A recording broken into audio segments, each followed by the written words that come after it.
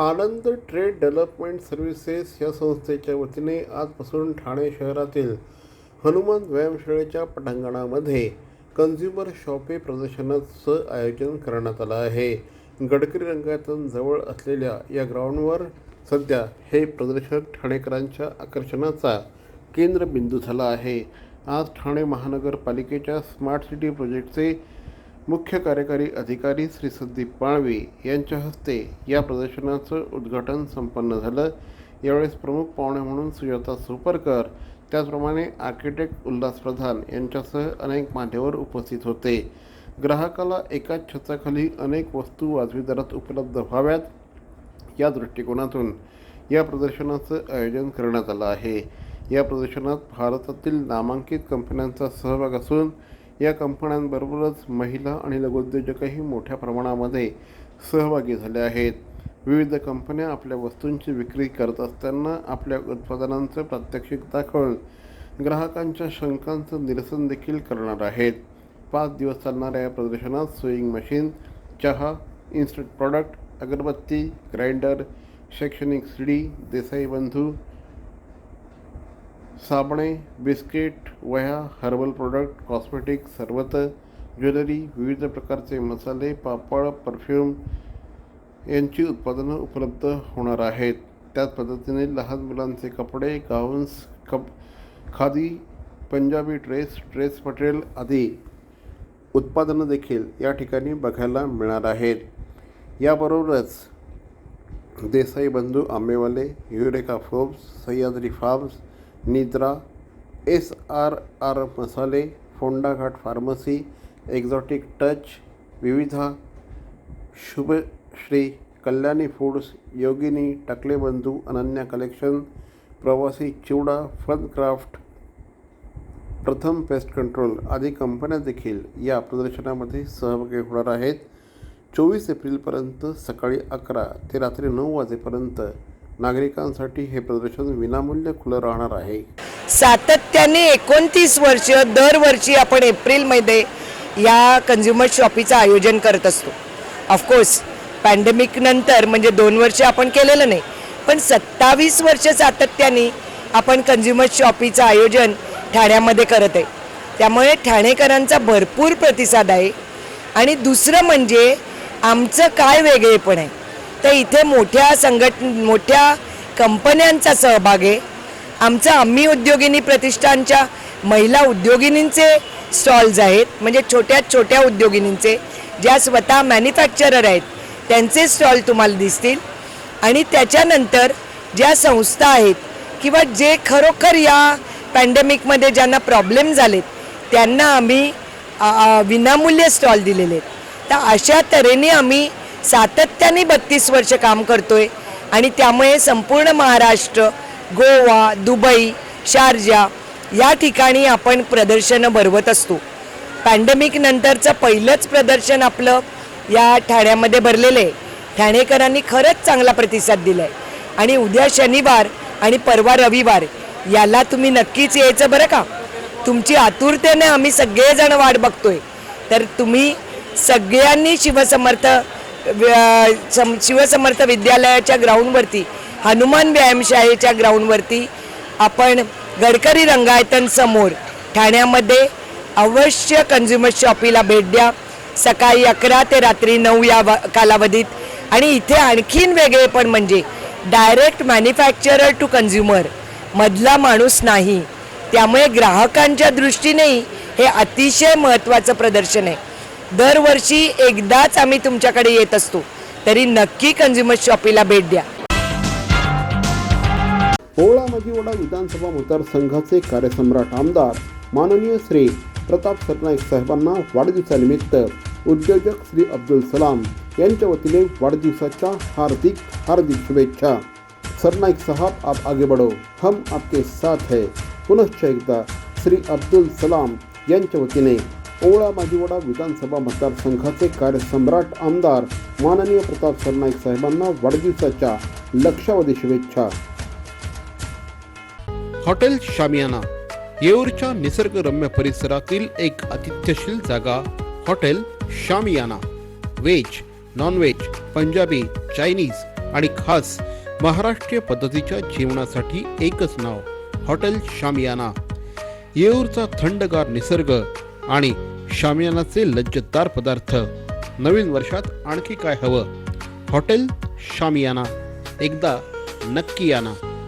नगरसेविका सौ आशाताई डोंगरे आणि श्री संदीप डोंगरे यांच्या वतीने ओळा माजिवडा विधानसभा मतदारसंघाचे कार्यसम्राट आमदार माननीय श्री प्रताप सरनाईक साहेबांना वाढदिवसाच्या लक्षावधी शुभेच्छा. सरनाईक साहेब, आप आगे बढ़ो, हम आपके साथ है. पुनश्च एकदा माननीय आमदार श्री प्रताप सरनाईक साहेबांना नगरसेविका सौ आशाताई डोंगरे आणि समाजसेवक श्री संदीप डोंगरे यांच्या वतीने वाढदिवसाच्या लक्षावधी शुभेच्छा. फळांचा राजा अर्थातच आंबा आणि आंब्यांचा राजा अर्थातच हापूस आंबा. मग हापूस आंब्यांचा राजा देवगडचा हापूस. देवगडच्या अस्सल हापूसची चव चाखायची असेल तर ठाण्याच्या काळे बंधूंना पर्यायच नाही. कुठलीही रासायनिक प्रक्रिया न केलेले आणि गवतामध्ये पिकवलेल्या हापूस आंब्यांसाठी काळे बंधू, वारे कंपाऊंड, घंटाळी मंदिराजवळ, ठाणे आणि देढिया निवास, नेहरू मैदान, डोंबिवली. संपर्क 9819169218. काळे बंधू. लक्षात ठेवा, आमची कुठेही शाखा नाही. काळे बंधू. ओळा माजिवडा विधानसभा मतदारसंघाचे आमदार माननीय श्री प्रताप सरनाईक साहेबांना वाढदिवसानिमित्त श्री गणेश टाक यांच्या वतीने वाढदिवसाच्या हार्दिक शुभेच्छा. प्रताप सरनाईक साहब, आप आगे बढ़ो, हम आपके साथ है. पुनश्च एकदा ओळा माजिवडा विधानसभा मतदारसंघाचे कार्यसम्राट आमदार माननीय प्रताप सरनाईक साहेबांना वाढदिवसानिमित्त श्री गणेश टाक यांच्या वतीने वाढदिवसाच्या लक्षावधी शुभेच्छा. अधिराज बुटीक ब्रायडल वेअरचा 50% सेल. काय? 50% सेल? हो, 50% सेल. अहो काही काय, अहो अगदी खरं आहे. अधिराज बुटीक आपल्यासाठी घेऊन आला आहे 20 नव्हे, 25 नव्हे, तर चक्क 50% बंपर सेल. अधिराज बुटीकमध्ये मिळतील उत्तमोत्तम कारागिरांनी तयार केलेल्या ब्रायडल वेअरच्या साड्या, घागरा, चोली, मॅचिंग ब्लाउजेस आणि आणखीही बरंच काही. तर मग आजच भेट द्या Adhiraj boutique, shop number 2, Ghantali, Thane पश्चिम. दूरध्वनी क्रमांक 9987183839. अधिराज बुटीक, घंटाळी, ठाणे. येऊर परिसराचा कायापालट करण्यासाठी सातत्याने प्रयत्नशील असणारे, येऊर परिसरातील नागरिकांचे जीवनमान उंच व्हावं यासाठी विकासाची विविध कामं घेऊन येणारे माननीय आमदार श्री प्रताप सरनाईक साहेबांना वाढदिवसानिमित्त श्री हेमंत जाधव यांच्या वतीने वाढदिवसाच्या हार्दिक शुभेच्छा. सरनाईक साहब, आप आगे बढ़ो, हम आपके साथ है.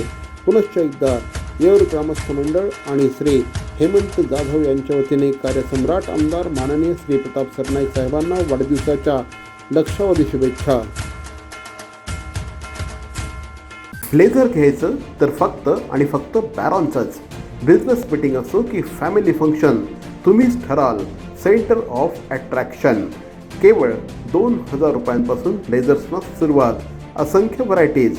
बॅरॉन मेन स्टुडिओ, जिल्हा परिषदेसमोर, ठाणे पश्चिम. दूरध्वनी क्रमांक 8850659601. बॅरॉन.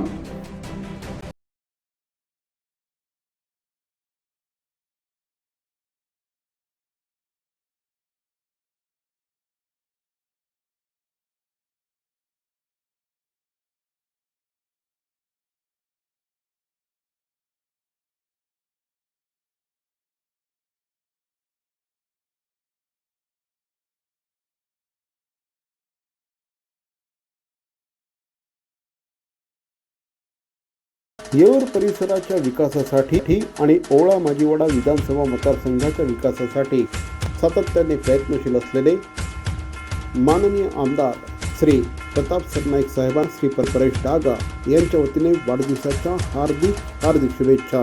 पुनश्च एकदा हॉटेल शामियाना आणि श्री परेश डागा यांच्या वतीने माननीय आमदार प्रताप सरनाईक साहेबांना वाढदिवसाच्या लक्षावधी शुभेच्छा.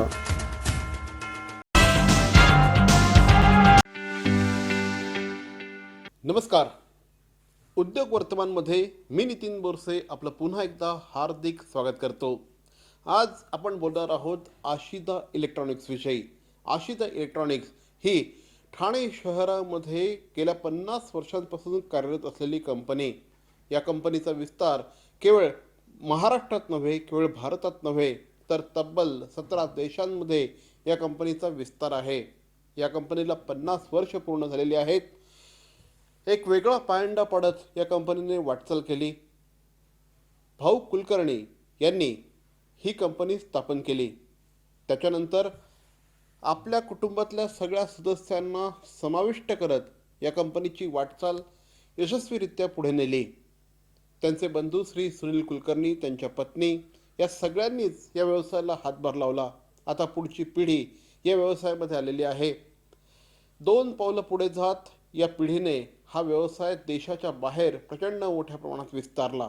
आशिताची ही 50 वर्ष कशी होती, कशा प्रकारच्या अडचणी आल्या, या सगळ्या संदर्भात बातचीत करण्यासाठी आता आपल्याबरोबर आहेत आशिताचे COO श्री सुजय कुलकर्णी. सुजयजी, सर्वप्रथम उद्योग वर्तमानमध्ये आपलं स्वागत. नमस्कार. मला सांगा, माझा पहिला प्रश्न आहे की आशिताची ही 50 वर्षांची वाटचाल नेमकी कशी होती, काय सांगाल? 50 वर्षाचा प्रवास खूपच मोठा आहे आणि अगदी खरं सांगायचं तेव्हा माझा जन्मही झाला नव्हता, तेव्हा मी अख्ख्या प्रवासाबद्दल बोलणं बरोबर नाही होणार. पण आमची सुरुवात 1970 साली झाली आणि ज्या वेळेला सुरुवात झाली तेव्हा खूपच लहान प्रमाणात होतं.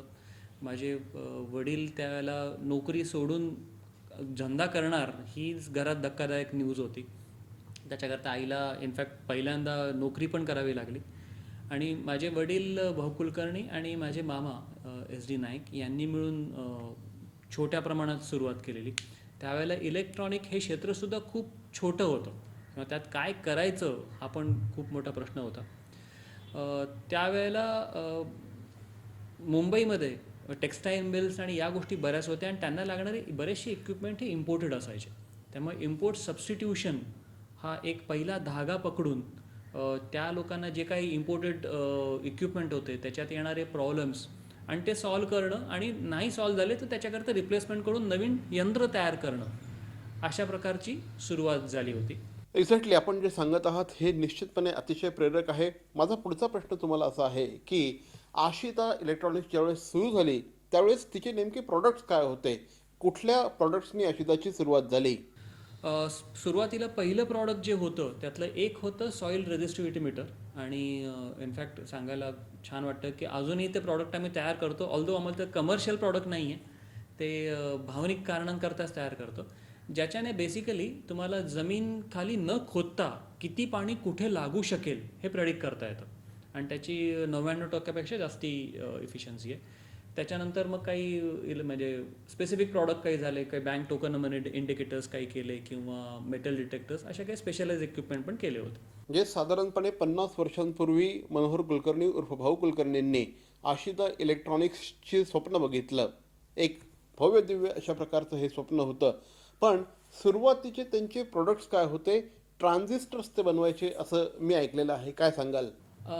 ते ज्या ठिकाणी नोकरी करत होते त्यातली एक कंपनी जी होती, मला त्याचं नाव आता आठवत नाही, पण त्यावेळेला तुम्ही मर्फी रेडिओचे चित्र बघितलं असल्यास एक मोठा डब्बा आणि त्याच्यात मर्फीच्या बाळाचे चित्र हे आठवत असेल.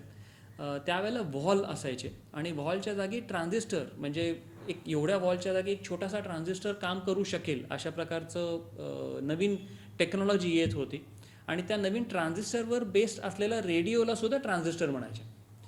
तर ती जी पहिली वेव्ह होती त्याच्यामध्ये भाऊंचं मोठं योगदान होतं की पहिला ट्रान्झिस्टराइज रेडिओ मुंबईतला त्यांच्या डिझाईनने तयार झाला होता. आशिता इलेक्ट्रॉनिक्सचं जे एक वैशिष्ट्य आहे ते म्हणजे फॅमिली मोठ्या प्रमाणामध्ये या सगळ्या व्यवसायामध्ये इन्व्हॉल्व आहे.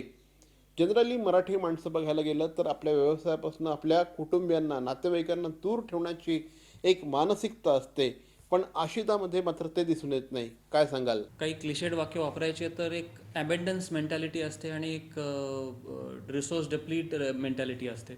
तसं आपल्याकडे खूप आहे आणि जेवढ्या लोकांना आपण सामावून घेऊ तेवढं वाढेल, या प्रकारची भाऊंची एक मेंटॅलिटी होती की ज्याच्याने आपल्या आजूबाजूचे जेवढे लोक आहेत त्या सगळ्यांमधला मुख्य गुण ओळखून त्यानुसार त्यांना कामं देणं हा आणि याचा अल्टिमेटली सगळं मिळून कंपनीलाच फायदा होतो. म्हणजे आज आम्ही जेवढे लोक काम करत आहोत, प्रत्येकाला हे माहिती आहे की आम्ही बाहेर एकटं असलो तर तेवढी आमची स्ट्रेंथ नाही आहे. एकत्र असल्यामुळेच आम्ही काहीतरी मोठं प्रकार करू शकतो. आशिता इलेक्ट्रॉनिक्समध्ये आपण आत्ता बोलतो आहे की फॅमिली, कुटुंबीय, नातेवाईक मोठ्या प्रमाणात इन्व्हॉल्व आहेत.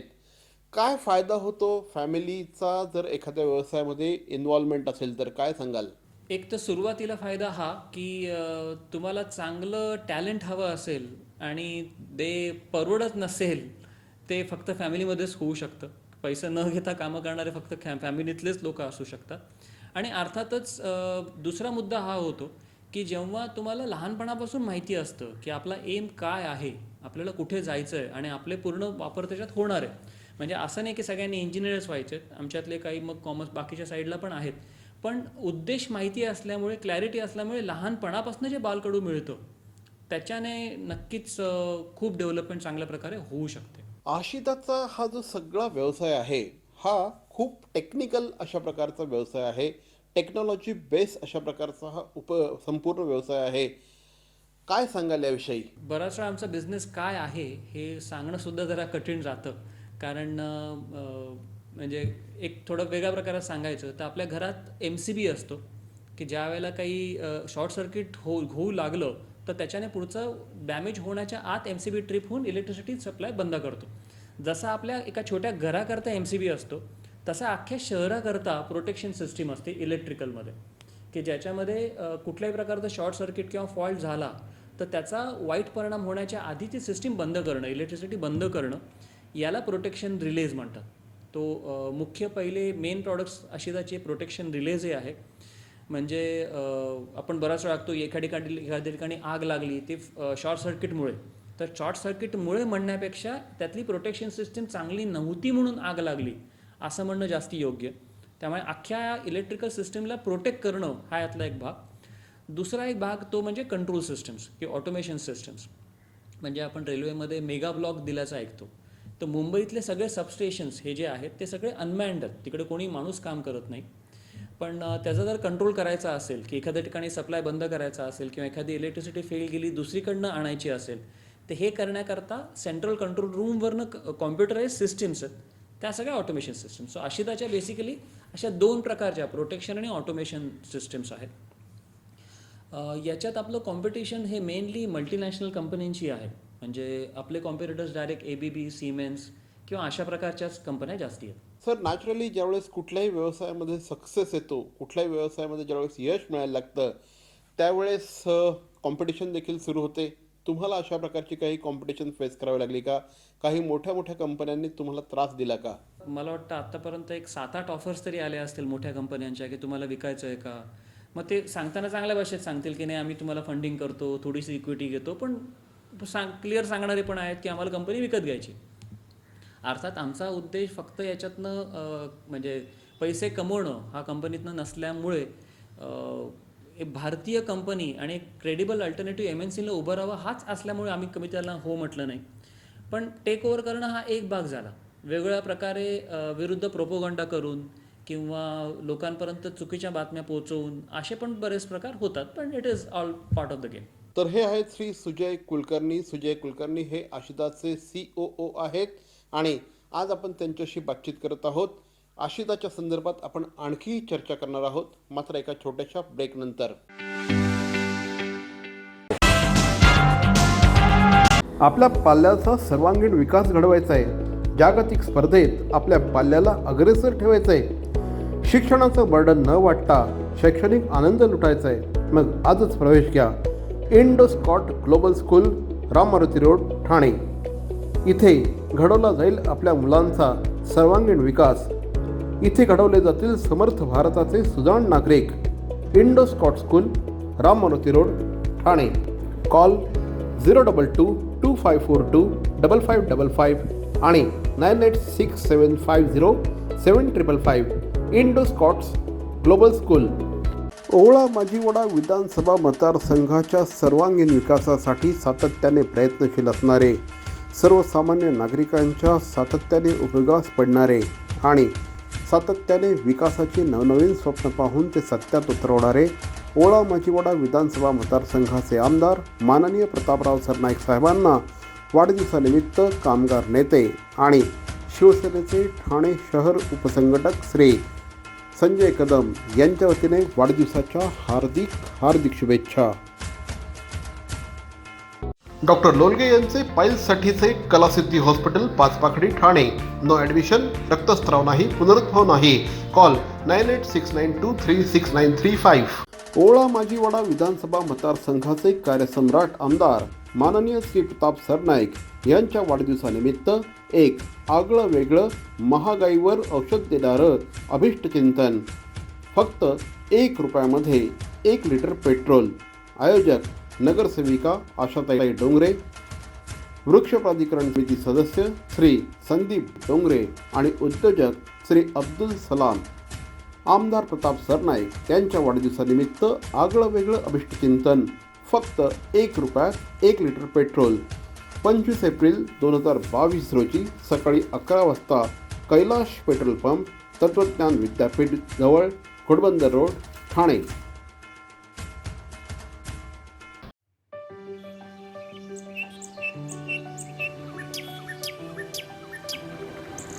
अरे निवडणुका जवळ आल्या आहेत, मजा ना.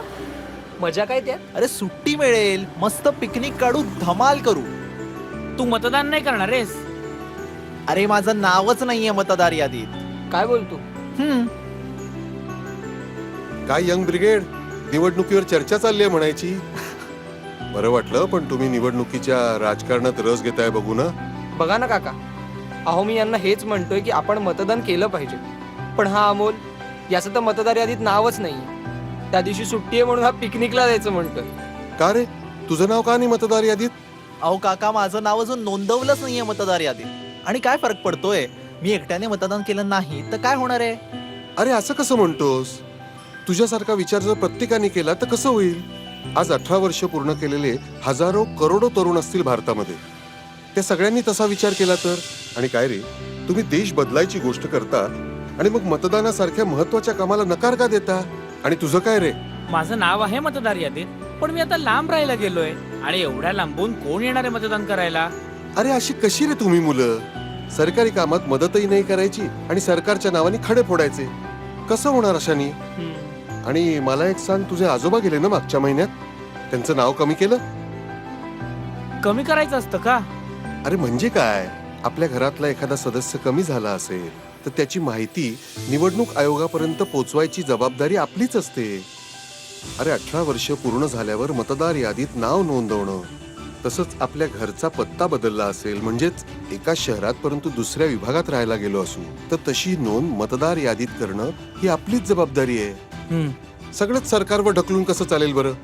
स्वतःची जबाबदारी ओळखा. स्वतः तुम्ही जबाबदार नागरिक आहात, तेव्हा मतदार याद्या अद्ययावत करण्याकरता स्वतः पुढाकार घ्या. हो. काय मग, करणार ना सरकारला मदत? हो. मतदार नोंदणीसाठी अर्ज करा व मतदार यादीत नाव नोंदवा. आजच मतदार यादीमध्ये नाव नोंदणीसाठी www.nvsp.in या संकेतस्थळाला भेट द्या. तुमचं नाव मतदार यादीत असल्याची खाली दिलेल्या संकेतस्थळावर खात्री करा. https://maharashtra.gov.in किंवा 1800221950 या टोल फ्री क्रमांकावर कॉल करा. 18 वर्षानंतर फक्त संज्ञान नको, सुजाण आणि जबाबदार नागरिक व्हा आणि मतदार याद्या अद्ययावत करायला चला सरकारला मदत करा.